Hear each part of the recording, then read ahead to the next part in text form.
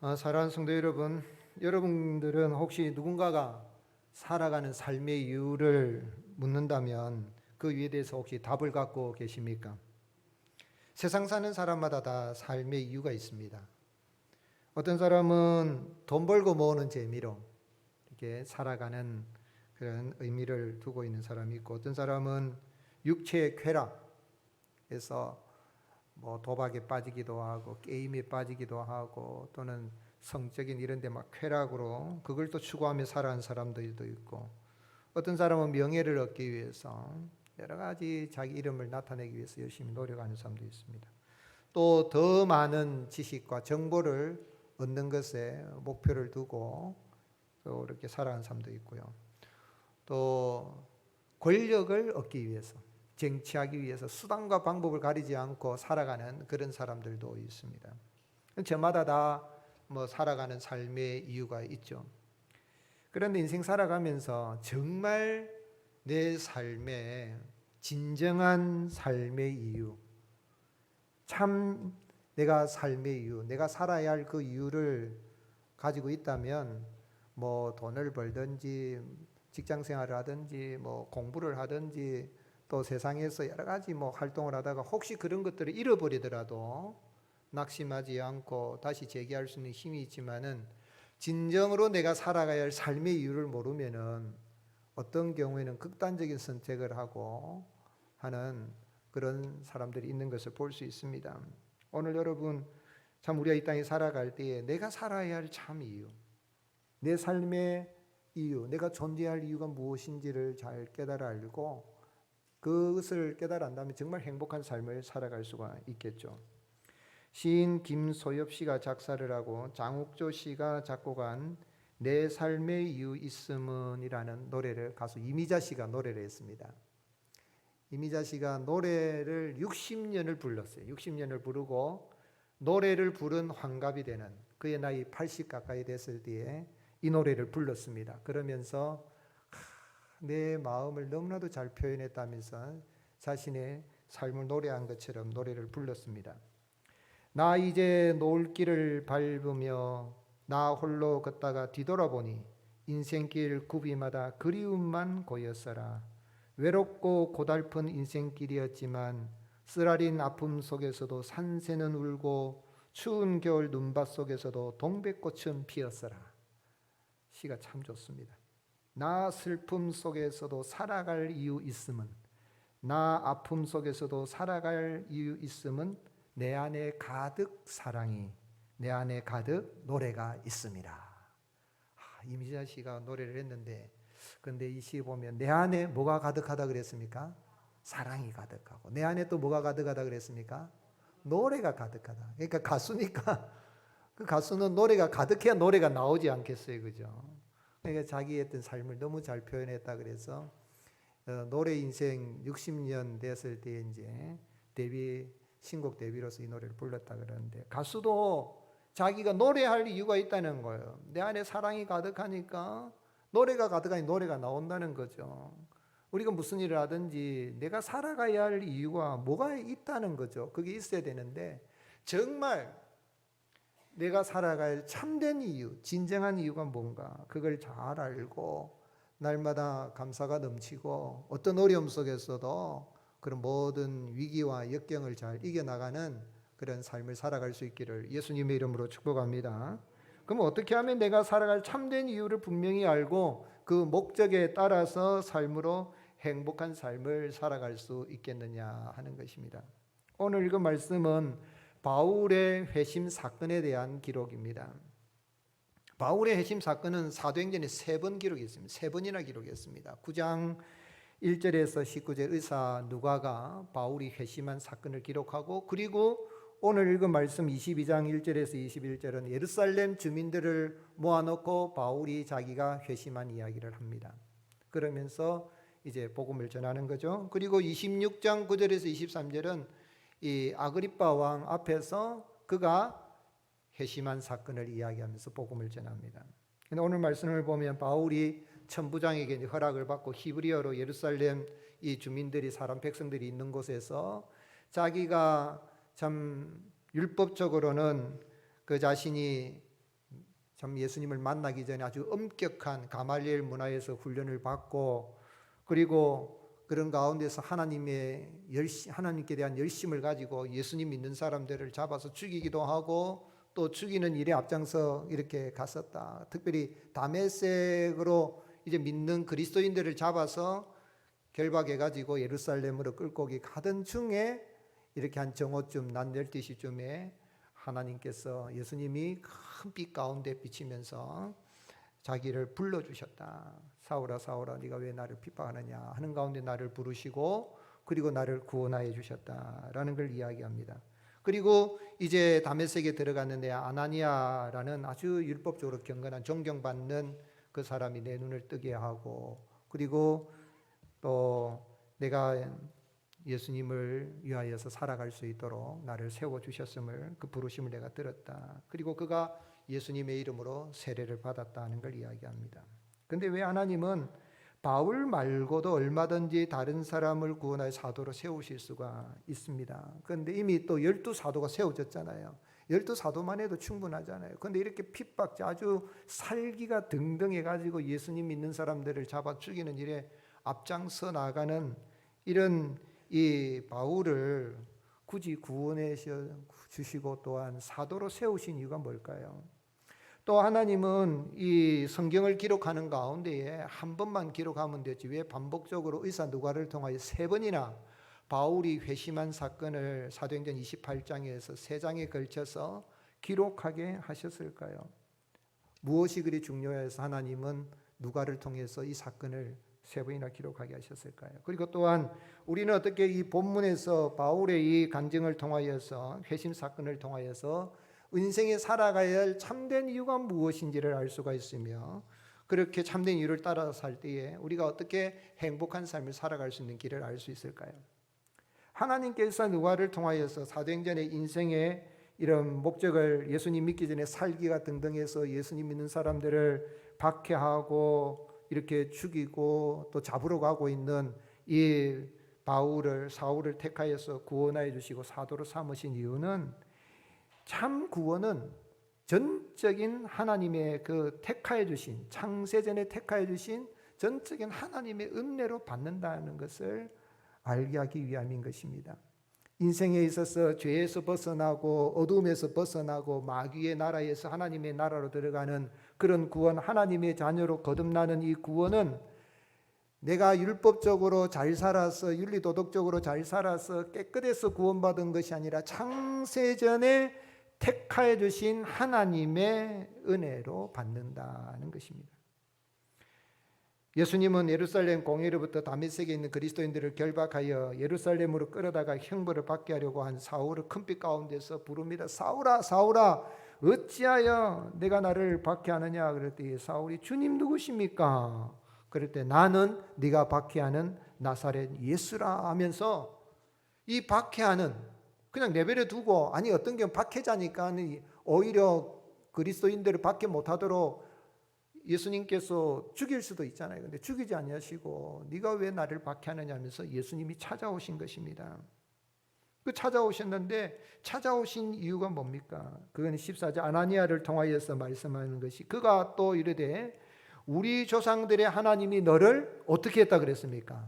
택하여 너로 하여금 자기 뜻을 알게 하시며, 두 번째로는 그 의인을 보게 하시고 또 그 입에서 나오는 음성을 듣게 하셨으니, 이 헬라어 본문을 보게 되면은 뒤에 자기 뜻을 알게 하시고 보게 하시고 듣게 하시는 부정사 구문입니다. 이게 해석을 하는, 번역을 하는 방법이 여러 가지가 있는데 결과론적으로 할 수도 있고 목적론적으로 할 수 있는데, 여하튼 목적론으로 한다면 택하신 이유가 뭐냐, 택한 목적이 뭐냐면 하나님의 뜻을 알게 하기 위해서, 그리고 두 번째는 그 의인 예수님을 보게 하기 위하여서, 그리고 세 번째로는 그 예수님의 입에서 나오는 음성을 듣게 하기 위하여서 너를 택하였다는 거예요. 오늘 여러분, 내가 하나님의 뜻을 알고 예수님을 보고 싶고 또 내가 예수님의 음성을 듣고 싶다고 해서 하나님의 뜻을 알거나 보거나 듣는 것이 아니라 듣게 하시고 보게 하시고 알게 하시고 듣게 하시는 그 하나님의 은혜가 어떻게 임했냐면 이 사울을 하나님이 창세전에 택하여 주셔서 때가 되매 그를 부르셔서 구원하여 주시고 복음의 증거자로 세워주신 것입니다. 그러므로 오늘 우리 인생이 구원받을 길은 택하시고 부르시는 전적인 하나님의 은혜로 된다는 것입니다. 이 세상에 있는 나름대로 사람들이 자기가 가지고 있는 그걸 뭘 가지고 뭘 해보려고 하는데 그것까지는 안 된다는 거예요. 특별히 세상의 모든 사람, 세상에서 쓰는 돈인데 돈 많이 있으면, 돈을 많이 바치면, 그러면은 내가 구원에 이를 것 같으면 돈 얼마를 희사를 하고 그 구제를 하는데 돈을 내야 구원받을 수 있겠어요. 중국의 어떤 이 영화 배우는 자기의 믿는 종교랄까 자기 신념에 따라서 희사를 하는데 이게 참 사회를 위해서 돈을 다 환산을 하고 이렇게 하는데 얼마를 8천억을 그냥 자기가 번 돈 8천억을 다 이렇게 희사를 하고 그러면 구원에 이를 수 있을까? 아니라는 거예요. 물론 귀한 일입니다. 우리가 구제도 해야 되고 귀한 일도 많이 해야 되고 남을 위해서 좀 베풀기도 하고 근데 그런다고 구원받는 게 아니라는 거죠. 전적인 하나님이 창세전에 택하여 주시는 애, 즉 말하자면 바울을 영접하여 주시는 하나님의 은혜로 바울이 구원받았다. 그거는 누구든지 구원받을 수 있는 것은 내가 이 자리에 예수님을 믿고 구원받은 것은 내가 믿고 싶어 믿은 것이 아니라 하나님이 믿게 하시는 그 은혜가 임하여서 창세전에 택하여 주신 그 하나님의 은혜로 우리가 구원받았다는 것이죠. 그래서 시편 49편의 시인은 뭐라고 했습니까? 하나님 앞에 죄사함 받고 구원을 이루기 위해서 드려야 할 값이 너무 크기 때문에 영원히 사람이 아무리 큰 돈을 준비하되 그거는 준비할 수가 없다는 거예요. 49편 7절에 아무도 자기의 형제를 구원하지 못하며 그를 위한 속전을 하나님께 바치지도 못할 것은 그들의 생명을 속량하는 뭐가요? 값이 너무 엄청나서 영원히 마련하지 못해. 시편 49편은요 이 세상에 사는 사람들이 다 돈 버는 목적으로 부자 되는 목적으로 땅 많이 사오는 목적으로 사는 결국은 다 죽는데 존귀한 자리에 있으나 깨닫지 못한 자는 멸망하는 짐승처럼 다 죽는데 어리석도 아는 노래거든요. 그런 가운데서 인생이 그럼 생명을 얻을 수 있는 하나님 앞에서 구원을 받고 빛의 세계로 들어가고 마귀의 나라에 하나님의 나라 들어가고 하나님의 자녀가 되고 정말 삶의 이유를 깨달아 알고 정말 즐거운 그런 삶을 살아갈 수 있는 구원에 이르는 것은 전적인 하나님의 창세전에 택하여 주신 은혜로 된 것이지 인간이 돈을 많이 들인다 그래서 의롭게 산다 그래서 깨끗하게 산다 그래서 되는 것이 아니라는 거예요. 물론 예수님 믿는 사람들은 안 믿는 사람보다 배나 더 깨끗하고 윤리도덕적으로 정결하게 살아야 됩니다. 근데 바울이 만약에 그래서 구원받아야 된다. 바울은 다른 사람을 죽이는 박해자였고 하나님을 대적하는 자였는데 구원받을 가치가 없는 존재가 안 되는 거죠. 그런데 그런 죄인인 이 바울을 택하여 주신 창세전 하나님이 구원하시기로 작정하기로 때가 되매 다메섹 광에 죽일 수도 있지만 싸우라 싸우라 네가 어찌하여 나를 박해하느냐. 그런데 시편 49편의 시인은 뭐라고 합니까? 생명을 속량하는 값이 너무 엄청나서 영원히 아무도 마련할 수가 없다는 거예요. 수조 원을 수백조 원을 드리고 내가 가진 돈을 다 보시하고 베푼다 그래서 구원받는 것이 아니라 하나님이 영접하여 주시면 되는 거예요. 시편 49편 15절 같이 읽겠습니다. 시작. 그러나 하나님은 나를 영접하시리니 이러므로 내 영혼을 스올의 권세에서 건져내시리로다. 스올의 권세는 죽음의 권세입니다. 스올은 죽음이요 무덤입니다. 이 무덤에서 이 죽음에서 이 지옥에서 나를 건져내실 분은 하나님이 나를 영접하여 주시리니. 여러분, 하나님이 여러분을 영접하여 주셨습니까? 예수님이 여러분을 영접하여 주셨습니까? 내가 예수님을 영접하기 전에, 내가 예수님을 믿기 전에, 내가 하나님을 영접하기 전에 하나님이 먼저 나를 영접하여 주시고 예수님이 나를 먼저 영접하여 주시고 죄인이 나를 죄 없다고 인정하여 주시고 불의한 나를 의롭다고 인정하여 주시고 마귀 자식인 나를 하나님의 자녀로 거듭나게 하여 주신 것입니다. 창세전에 택하셨기 때문에. 그래서 우리 예수님, 죄인들을 영접하여 구원해 주신 하나님, 어떤 속전을 내어서 어떤 돈을 내었어도 구원에 이를 수 없는 그 돈이 너무 엄청나서 누구도 마련할 수 없는 그런 인생, 절망 가운데 살아가는 죄인된 인생을 영접하여 주셔서 구원해 주신 그 하나님이 사람이 되셔서 이 땅에 오셨는데, 우리 예수님이 이 땅에 누구와 함께 계셨고 누구를 영접해 주셨습니까? 누가복음 15장 1절에 모든 세리와 죄인들이 말씀을 들으러 가까이 나와 오니, 바리새인들이 합니다. 바리새인과 서기관들이 수군거려 이르되, 이 사람이, 예수님이죠, 예수님이 누구를 영접했다 그랬습니까? 죄인을 영접하고 음식을 같이 먹는다 하더라. 여러분, 자녀를 키울 때 우리 아들이 죄인하고 장녀하고 이상한 그런 세상의 손가락에 같이 놀면 뭐라고 그럽니까? 물든다, 친구를 보고 그 사람을 안다, 절대 교제하지도 말고 만나지도 마라, 끊어라 그러잖아요.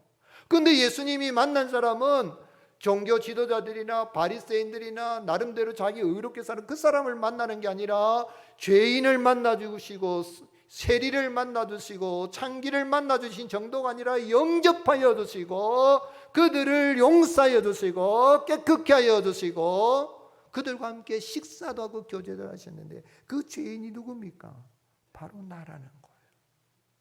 세리 마태를 구원하여서 세금 거두어 먹고 살고 자기 뒷배를 불리는 그 마태를 구원하여서 영접하여 주셔서 제자 삼으시고 마태복음을 기록하게 하셨고, 오늘 여러분, 그 예수님이 나 같은 죄인을 영접하여 주신 거, 바울을 영접하여 주신 주님이 나를 창세전에 택하였기 때문에 때가 되면 나를 불러주셔서 하나님의 뜻을 알게 하시고 예수님을 보게 하시고 예수님의 음성을 듣게 하시고 예수님이 나도 영접해 주시면 나도 예수님을 영접하여서 이 땅에서 하나님의 자녀로, 또 내가 이 땅에서 살아가야 할 참된 이유를, 구원받은 자로서의 삶을 살아가게 하시는 것입니다.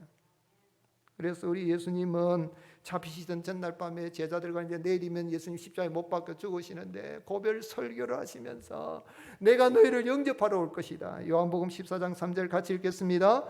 가서 너희를 위하여 거처를 예비하면 내가 다시 와서 너희를 내게로 영접하여 나 있는 곳에 너희도 있게 가리라. 여러분, 예수님 오실 때에 하태야 내가 안다 하고 내 이름 불러주시면 여러분 얼마나, 그런데 다 불러주는데 주님이 뭐 눈길 주는 그냥 지나가 버리면 어떻게 되겠어요? 오늘 사랑하는 성도 여러분, 오늘 주님이 다 내 아버지 집에 갈 곳이 많다는데 천국을 다 예비해 놓으시고 때가 되면 재림하여서 오실 때에 내 이름을 불러주시고 나를 영접하여 주실 그 믿음의 확신을 가질 수 있기를 주님의 이름으로 축복합니다. 그 확신은 내 경험이나 내 지식이나 내 그 무엇이 아니라 하나님의 말씀의 약속에 따라서 나를 영접하여 주셨고 나도 주님을 영접하여 주셨으니 주님이 우리를 영접하여 구원에 이르게 하시는 것이죠. 그래서 바울은 에베소서 1장 4절에 고 창세전에 그리스도 안에서 우리를 택하사 우리로 사랑 안에서 그 앞에서 거룩하고 흠이 없게 하시려고 그 기쁘신 뜻대로 우리를 예정하사 예수 그리스도로 말미암아 자기의 아들들이 되게 하셨으니. 오늘 여러분, 우리 하나님의 아들 딸들이 된 것은 주님이 나를 영접하여 주셨고 또 나에게 은혜를 주셔서 사울을 찾아오셔서 사울아 사울아 왜 날 핍박하느냐고 그 사울을 영접하시고 거듭나게 하시고 복음의 증인으로 세우시고 바울이 참된 살아갈 이유를 주신 그 주님, 나를 찾아오셔서 구원해 주신 그 은혜를 생각할 때에 오늘 여러분 삶이 비록 좀 팍팍하고 힘들고 어렵더라도 그 은혜를 인하여서 날마다 감사가 넘치는 복된 삶을 살아갈 수 있기를 주님의 이름으로 축복합니다. 그러면 이렇게 창세전에 택하여 주시고 때가 되면 나를 영접하여 주시고 내가 예수님을 영접하게 하시고 하나님의 뜻을 알고 예수님 보게 하시고 예수님 음성 들어서 이 땅에서 내가 정말 하나님의 자녀로 살아갈 수 있는 일을 주신 주님, 그 은혜를 받았다면 우리는 어떻게 살아드려야 되겠습니까? 그리스도인의 삶의 이유는 오직 예수님입니다. 한번 따라 하시겠습니다. 그리스도인의 삶의 이유는 오직 예수님입니다. 하나님이 택하신 애를 구원받은 성도는 삶의 방향과 목적을 예수님께 두고 살아가는 거예요. 바울은 부름받은 그 소명의 시간에 사명을 발견했습니다. 10절에 내가 이르되 주님 무엇을 하리까? 주께서 이르시되 일어나 다메섹으로 들어가라. 내가 해야 할 모든 것을 거기에서 누가 이르리라. 그래서 주님이 사울아 사울아 네가 왜 나를 박해하느냐? 그러면은 누구시니까? 나는 네가 박해하는 나사렛 예수라. 그러면 바울이 뭐라고 말해야 되겠어? 내가 언제 예수님 박해했습니까? 이렇게 말해야 되는데 그게 아니고 그 순식간에 모든 것들을 내가 잘못 알았구나 하고 그래서 주님 무엇을 하리까 이래 나오는 거예요. 어떻게 보면 동문서다 비슷한 거예요. 네가 왜 나를 박해하느냐 하면은 예수님이 메시아 아니잖아요. 그리스도가 아니잖아요. 그래서 내가 박해해야지 이래 말해야 되잖아요. 그런데 주님 무엇을 하리까 하고 순식간에 스데반 집사 승계했던 그런 걸 알고 소명 부름받는 그 시간에 사명을 발견한 거예요. 바울은 자기 자신이 예수님의 그런 영접을 받는 순간에 살아야 할 그 이유를 아는데 그 사례를 분명하게 누구를 통해서 하나님이 가르쳐 주시냐면 아나니아를 통해서 가시는 거예요. 15절에 아나니아가 네가 그를 위하여 모든 사람 앞에서 네가 보고 들은 것에 증인이 되리라. 네가 누구를 위하여요? 그를 위하여. 그는 누굽니까? 그는 예수님이죠. 예수님을 위하여서. 바울은 믿기 전에 누구를 위해서 살았습니까? 자기를 위해서 살았습니다. 자기 의로움을 위해서 살았습니다. 바울은 엄한 교훈을 받고 율법적으로 하나님을 열심히 섬겼지만은 자기를 위해서 자기 의로움을 위해서 살아간 거예요. 나는 율법적으로 흠이 없는 사람이다. 법을 갖다 대봐라. 털어서 먼지 안 날 사람 없다. 나는 털어도 먼지 안 난다. 자기 완벽주의로 살아갔던 사람이에요. 그래서 더 나아가서 믿는 사람들을 괴롭힐 정도 아니라 죽이기까지 했던 그런 바울이었습니다. 그러나 예수님을 영접한 순간에 자신은 구원받은 후에 그가 누구를 위해서 살 것인가 하는 것을 회심의 순간에 깨달아 한 겁니다. 예수님을 위하여서. 사도행전 9장에 회심하였을 때 바울의 그 자기 회심에 대한 기록을 하고 있지만 오늘 읽은 22장에서는 소명에 대해서 사명에 대해서 특별히 사명에 대해서 분명하게 이야기하는 거예요. 바울은 빌립보서 1장 20절 같이 읽겠습니다. 나의 간절한 기대와 소망을 따라 아무 일에든지 부끄러워하지 아니하고 지금도 전과 같이 온전히 담대하여 살든지 죽든지 내 몸에서 살든지 죽든지 내 몸에 누구를 존귀하게 한다고요? 그리스도를 존귀하게 한다. 그리스도 예수. 예수님을 존귀한다. 바울은 예수님을 영접하는 바로 그 순간에 다메섹 그 순간에 땅이 엎드려져서 주님 누구십니까? 라고 주님 내가 뭘 해야 될까 그렇게 깨달았는데 그 순간에 소명받는 순간에 예수님의 영접을 받는 순간에 자기가 예수님을 영접하는 그 순간에 내가 살아야 할 이유를 분명하게 깨달았는데 그걸 아나니아를 통해서 저 정확하게 아는 거죠. 말하자면 자기가 사는 것은 세상 사람들은 of the people, by the people, for the people 백성을 위해서 백성에 의한 백성을 위한 삶을 산다 할지 몰라도 바울은 예수님에 의해서 of the Jesus Christ, by Jesus Christ, for Jesus Christ. 나는 예수님에 의해서 거듭났고 예수님의 사람이 되었고 예수님의 사도가 되기 때문에 예수님을 위하여서 내가 살아간다. 회심하는 순간에 그가 예수님을 위해서 살아야 할 그 사명을 깨달아 알게 된 거죠. 오늘 여러분 예수님을 믿는 사람은요 하나님의 영접을 받고 예수님을 구주로 영접한 사람은 그 믿는 순간에 내가 살아야 할 이유를 압니다. 나의 삶이 진정한 이유는 예수님이구나 하는 거예요. 그걸 알게 돼 있어요. 예를 들면 여러분 촛불이 방에 이렇게 불을 붙여서 방을 밝히는 어떻게 하면 밝혀지겠어요?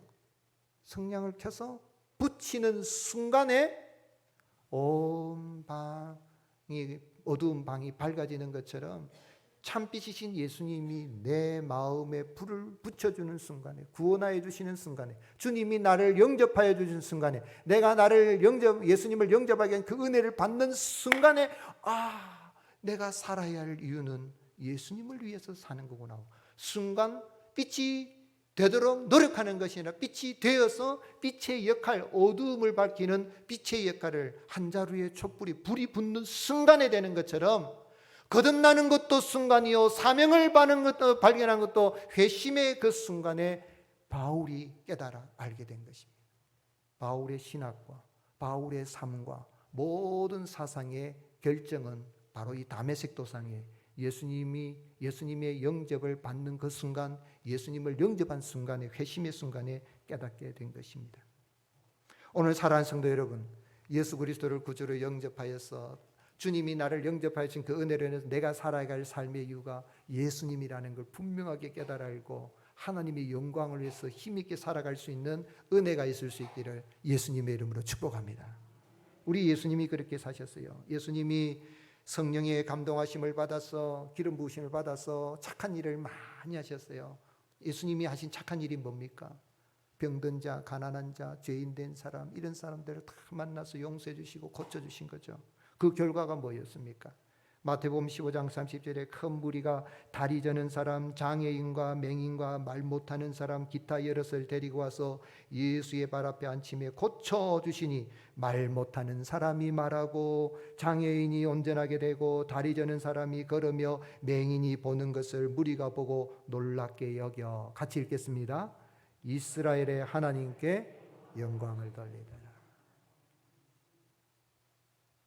우리 예수님도 인간 예수님으로서 공생의 사역을 사시는데 착한 일 많이 하셨지만 예수님 영광 받으셨겠죠. 그러나 예수님이 그렇게 일을 하시니까 사람들이 우리 하나님 살아계시는구나 하고 하나님을 위하여 하나님 영광을 위해서 산 것처럼, 진정으로 예수님의 영접을 받고 또 예수님을 영접하여 구원받은 사람은 자기를 위해서 사는 것이 아니라 자기를 구원하신 예수님을 위해서 사는 기쁨 속에 삶의 의미를 알고 그렇게 살아가게 되어 있는 것입니다. 우리 예수님께서 요한복음 14장 13절에 너희가 내 이름으로 무엇을 구하든지 내가 행하리니, 그 목적이 뭡니까? 이는 아버지로 하여금 아들로 말미암아 뭐를 받으시게 하려 함이라고요? 영광을 받으시게 하려 함이라. 하나님이 내가 드리는 기도, 예수님의 이름으로 기도했더니 응답을 받고 하면 내가 잘나서 된 것이 나의 영광을 내는 것이나 하나님 아버지께, 그 아들 예수님으로 말미암아 하나님 아버지께 영광을 위해서 산다. 예수님을 위해서 산다는 건 하나님의 영광을 위해서, 솔리데오 글로리아, 오직 하나님께 영광을 위해서 살아가고 그렇게 사는 거죠. 사도 요한이 요한계시록에서 구원받은 사람 14만 4천 명에 대한 그 환상을 보면서 14만 4천 명의 그 특징이 뭔가, 요한계시록 14장 4절에 이 사람들은 여자와 더불어 더럽히지 않냐고 순결한 자라, 어린 양이 어디로 인도하든지 따라가는 자며 사랑 가운데서 속량을 받아 처음 입은 열매로 하나님과 어린 양에 속한 자들이라. 여러분, 여기 계신 분들은 예수님의 영접을 받고 예수님을 영접하여 하나님의 자녀로 거듭난 14만 4천 구원받은 백성 수에 다 들어간 사람이 있는 줄로 믿습니다. 또한 이 자리에 오늘 계신 가운데 아직까지 예수 그리스도를 영접하지 않은 분이 있다면 예수님을 영접하시고, 아니 나를 영접하신 그 주님의 은혜를 깨달아 알고 하나님의 영접하신 그 은혜로 말미암아 거듭나서 이 14만 4천 수에 들어가서 구원의 즐거움 속에 살 뿐만 아니라 어린 양이 인도하는 곳이 어디든지 따라가는 것처럼 내 삶의 이유는 예수님이다. 바울이 그렇게 살아갔던 것처럼 내 삶의 이유도 예수님이다 하고 예수님, 어린 양 대신 예수님이 인도하신 것을 따라가는 그런 기쁨이 넘치는 삶을 살아갈 수 있기를 예수님의 이름으로 축복합니다. 방세의 제자 파스칼은 불이라는 고백을 양피지에 써서 우도 안쪽에 부착하고 다녔어요. 1662년 39살에 그가 죽고 난 다음에 여동생이 그 오빠의 상의에 있는 뭐 두만기 있어서 뭐지 하고 보니까 양피지를 가지고 막 꿰매가지고 갖고 다녔는데 제목이 불이에요. 파이어. 불인데 그 메모지가 발견이 된 거예요. 철학자들과 과학자들의 하나님이 아닌 아브라함의 하나님, 이삭의 하나님, 야곱의 하나님, 가슴 깊숙이 느껴지는 확신, 기쁨, 평안, 예수 그리스도의 하나님, 나의 하나님이자 너희 하나님이 나의 하나님이 될 것이다.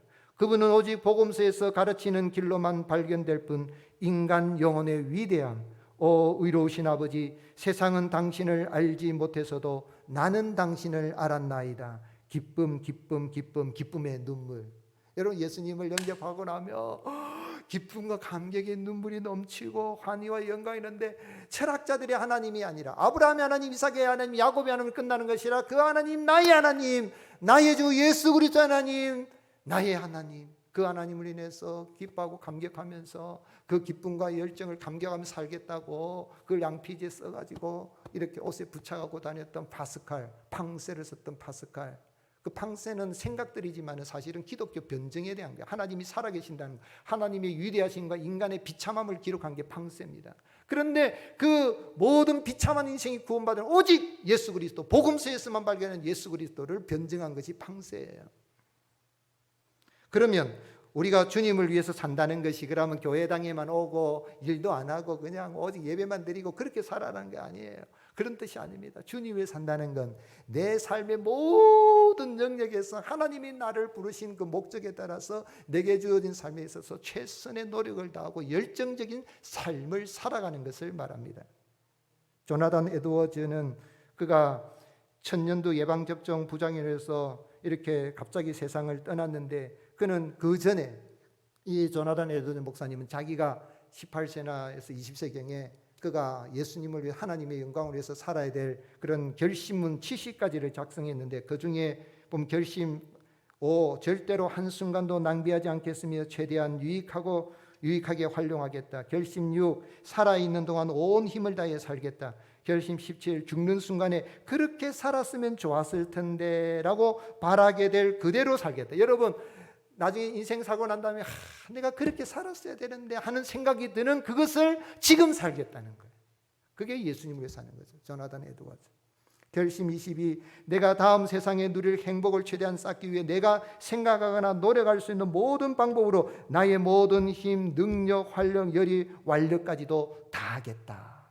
즉 말하자면 예수님을 위해서 산다는 이야기는 내게 주어진 삶 속에서 바울이 이 하나님이 내게 주신 사명 곧 하나님의 은혜의 복음을 전하는 일을 마치려면 내 생명을 조금도 귀하게 여기지 아니한다라고 고백한 것처럼 하나님이 나를 불러주신 그 사명, 그게 내가 가정이든 뭐 직장이든 학생이 학교든 어디든 이 일을 하는 데 있어서 무엇을 걸고 하는, 목숨을 걸고 한다는 거예요. 주어진 시간 속에 열정적으로 한다는 것. 그런데 예수님의 영광을 위해서 힘과 열정을 다 쏟아낸다는 것이죠. 영국의 역사가 칼라일은 그런 이야기를 했어요. 어떤 목적을 정하고 하루에 5분씩 10년 계속하면 세계적인 위인이 될 수 있다 그랬어요.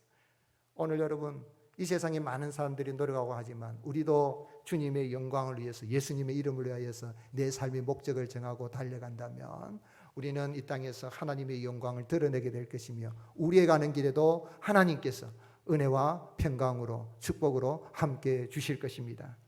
창세전에 우리를 택하시고 때가 되어 부르셔서 예수 믿어 구원받게 하시고 우리를 영접하시고 하나님의 영광을 살아계신 그 은혜 감사해서 삶의 이유를 예수님께 두고 하나님의 영광을 위해서 힘있게 달려나가는 세상 나라 가운데 하나님의 나라를 세워가는 저와 여러분이 될 수 있기를 예수님의 이름으로 축복합니다.